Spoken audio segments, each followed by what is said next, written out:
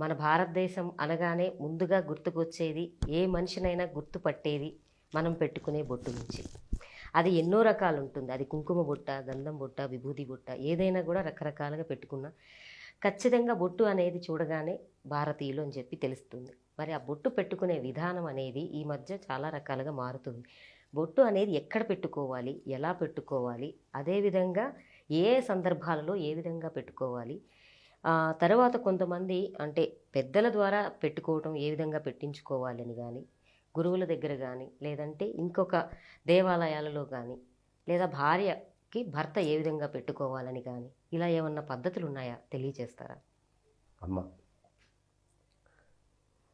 నిజంగా ఇవాళ సమాజానికి అవసరమైనటువంటి ప్రశ్న వేసామమ్మా. ఈ బొట్టు అనేటటువంటిది మనం ఈ పాల భాగంలో పెట్టుకుంటాం. ఎప్పుడూ తొందరపడి కనుబొమ్మల రెండిటి మధ్యలో బొట్టు పెట్టకూడదు.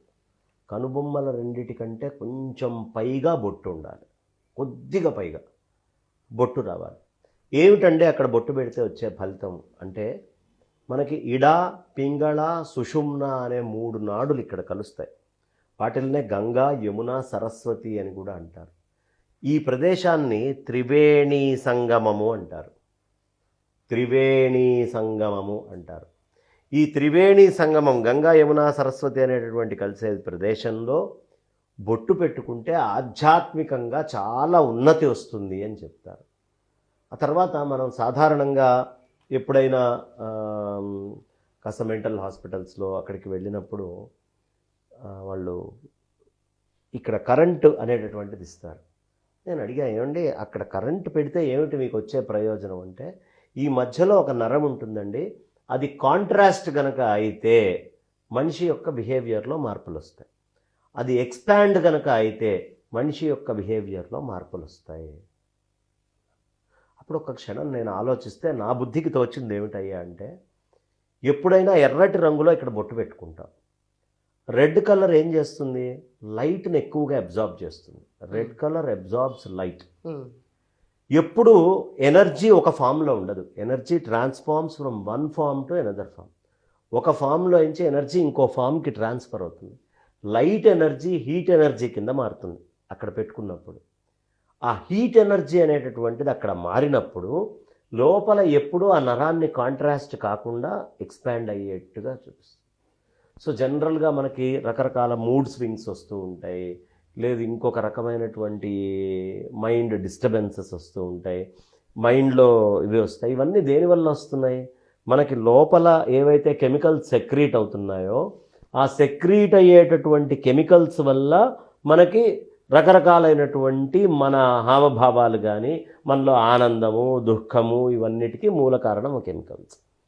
ఎప్పుడైతే మనం ఇక్కడ బొట్టు సక్రమంగా పెట్టుకున్నామో ఆ కెమికల్ రిలీజ్కి ఇది చాలా సహకారిగా పనిచేస్తుంది. అంటే ఏది పడితే అది ఎరుపు పెట్టామా, మీరు ఒకవేళ కనుక స్టిక్కర్లు పెడితే ఈ స్టిక్కర్ అనేటటువంటిది బ్యాండేజ్ లాగా పనిచేస్తుంది, కానీ అది బొట్టు చేయాల్సిన పని చేయదు. అంటే కిరణాలని అబ్జార్బ్ చేసుకొని లోపలికి పంపించడం చేయదు, అది కుంకుమే చేస్తుంది. లేదు కుంకుమ రాళ్లతో కొట్టిన కుంకుమ కానీ, పసుపుతోటి తయారు చేసినటువంటి కుంకుమ కానీ, ఇలా కుంకుమ తయారీకి కొన్ని విధానాలు ఉన్నాయి. అది వాడితేనే అది పనిచేస్తుంది. కొన్ని సందర్భాల్లో చిన్నపిల్లలకి ఈ వెలుతురు అనేది ఎక్కువ పడకూడదు, అందుకని వాళ్ళకి నల్లటి బొట్టు పెడతారు. సో దట్ అది వెంటనే రిఫ్లెక్ట్ చేసి ఆ ఉన్నటువంటి ఎగ్జిస్టింగ్ ఎనర్జీని డిస్టర్బ్ చేయకుండా ఉండేట్టుగా ఉండే నల్లటి బొట్టును పెడతారు. ఎప్పుడు బ్లాక్ అనేటటువంటిది అది తీసేసుకుంటుంది, అది ఇచ్చేది బాగా లోపలికి గుంజుతూ ఉంటుంది, అక్కడికి ఆపుకుంటుంది, అది మళ్ళీ బయటికి పోనీదు వచ్చినటువంటి శక్తిని. ఎంత అబ్జార్బ్ అయితే లోపల ఉన్న చైతన్యం బయటికి పోకుండా ఆపుతుంది నలుపమ్మ. దృష్టి తాకకుండా, ఇంకోటి తాకకుండా, ఎదుటి వాళ్ళ కళ్ళు మన మీద పడకుండా, ఇన్ని రకాలుగా అది కాపాడుతుంది. కాబట్టి నల్లటి బొట్టు పిల్లలకి పెడతాము, తెల్లటి బొట్టు, ఎర్రటి బొట్టు ప్రధానంగా పెడతాము. విభూది అనేటటువంటి రేఖలు కొంతమంది ధరిస్తారు. విభూది యొక్క ప్రత్యేకత ఏమిటి అంటే, మనకి ఎలక్ట్రిసిటీ ఫ్రమ్ యాష్, ఒక గాల్వనోమీటర్ మీరు తీసుకొచ్చి ఆ యాష్లో కనుక అది మీరు పెడితే 0.6 వోల్ట్స్ కరెంట్ చూపిస్తుంది బూడిదలో. అవునండి, ఎలక్ట్రిసిటీ ఫ్రమ్ యాష్. ఇది ఎక్స్పెరిమెంట్స్ కూడా, సైంటిఫిక్ ఎక్స్పెరిమెంట్స్.